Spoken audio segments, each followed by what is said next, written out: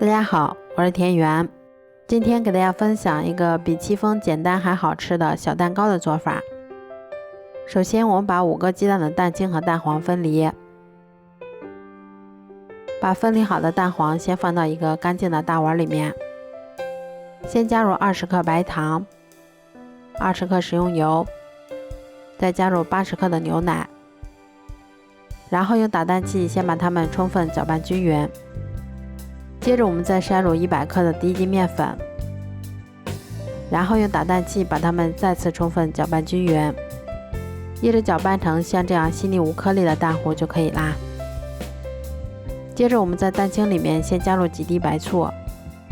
然后用电动打蛋器先把它高速打发1分钟左右。打发至出现很多大泡泡的时候，我们把60克白糖的1/3加进来，然后用打蛋器把它们继续打发1分钟左右。打发至大泡泡变成小泡泡的时候，我们再加入1/3的白糖，然后用打蛋器把它们继续打发2分钟左右。打发至蛋白出现明显的纹路的时候，我们把剩下的白糖全部加进来，然后用打蛋器把它们继续打发2分钟左右，一直打发至提起打蛋器能形成像这样的小三角的状态就可以啦。接着我们把打发好的蛋白先加入一半到蛋黄糊里面，然后再用铲子像这样把它们上下翻拌均匀。翻拌均匀后，我们把它倒入剩下的蛋白里面，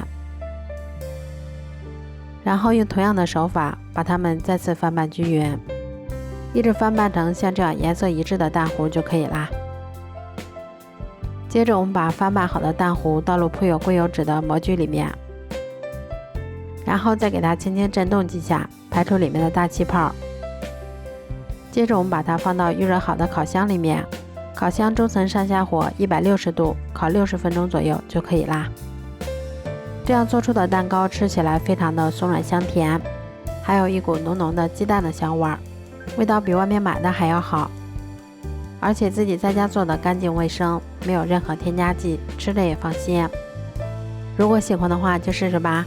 喜欢我的视频就关注我吧，谢谢您的支持。